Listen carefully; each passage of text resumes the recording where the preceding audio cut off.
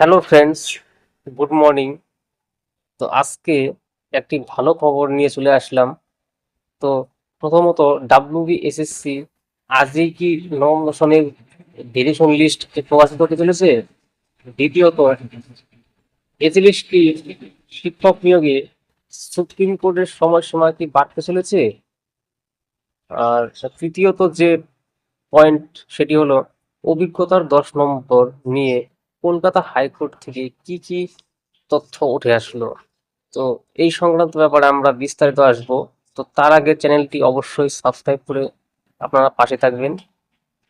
তো এইবার আমরা বিস্তারিত দেখে নেব যে আজ কি কি ঘটনা ঘটতে চলেছে। তো প্রথমত যে বিষয়টি নিয়ে আমরা আলোচনা করব সেটি হলো ডাব্লিউবিএসএসসি এসএলএসটি নবম দশমের যে স্কোর কার্ড প্রকাশিত হয়েছিল। তো তারপর সবাই অপেক্ষায় ছিল যে ফাইনাল ভেরিয়েশন লিস্ট বা ইন্টারভিউ লিস্ট কবে নাগাদ প্রকাশিত হতে পারে। তো এর আগেও আমরা এসএসসির তরফ থেকে বিভিন্ন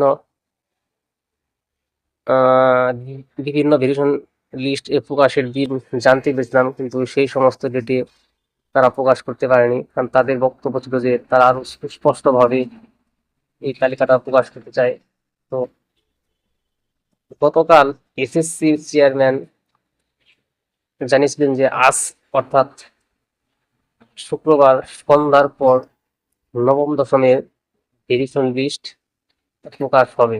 তো দেখা যাক, যতক্ষণ পর্যন্ত লিস্ট বের না হবে ততক্ষণ পর্যন্ত কোনো বলা যাবে না যে লিস্ট বের হবে, কারণ আজ নয়তো কাল এই 2 দিনের মধ্যেই লিস্ট বেরিয়ে যাবে। তো আজই সম্ভাবনা সব থেকে বেশি।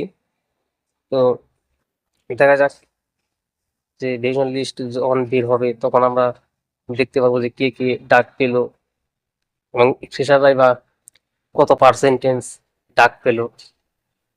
আর আপনারা অনেকেই কোশ্চেন করেছেন যে নবম দশমে কি 10 নম্বর অভিজ্ঞতার নম্বরটা কি আগেই যুক্ত করে কি লিস্ট প্রকাশিত হতে পারে। হ্যাঁ, যেরকম একাদশ দ্বাদশে 10 নম্বর আগে যুক্ত করে লিস্ট পাবলিশড হয়েছে, সেম আজকেও কিন্তু 10 নম্বর আগে যুক্ত করেই এই তালিকাটা প্রকাশিত করবে। তো অতএব দেখা যাক যে ফিশারদের চান্স কতটা থাকে। আশা করছি কাট অফ একটু হলেও নামবে, কারণ কেননা নবম দশমে ভ্যাকেন্সিটাও একটু বেশি আছে। তো তাই বলে এই নয় যে একদম খুব কম নামবে, হয়তো 2-3 এদিক ওদিক হতে পারে। আর পরবর্তী যে বিষয়টি সেটি হলো এজএলএসটি নিয়োগের সুপ্রিমের সময়সীমা কি বাড়তে চলেছে।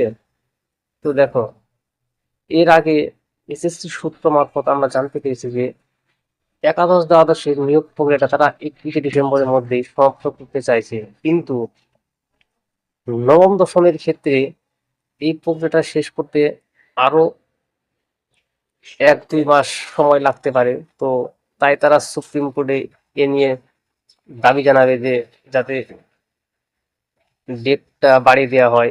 তো সেক্ষেত্রে সুপ্রিম কোর্ট হয়তো তাদের দাবিটা মেনে নিতে পারে। তো খুব জোর হয়তো 1 থেকে 2 মাস টাইম নেবে। আর তৃতীয়ত যে পয়েন্ট সেটি হলো অভিজ্ঞতার 10 নম্বর নিয়ে কলকাতা হাইকোর্টে প্রত্যেক দিনই শুনানি হচ্ছে এবং বিভিন্ন মামলা শুনানি করাচ্ছে। তো তো এক্সপিরিয়েন্সের এই বিষয়টি মানে আরো ডিটেলস শুনানি করাবে, শুনানি করানোর পর বিচারপতি তার জাজমেন্ট প্রদান করবে, সেটি হয়তো আরো সময় লাগবে। তো আজ এই পর্যন্তই, ধন্যবাদ।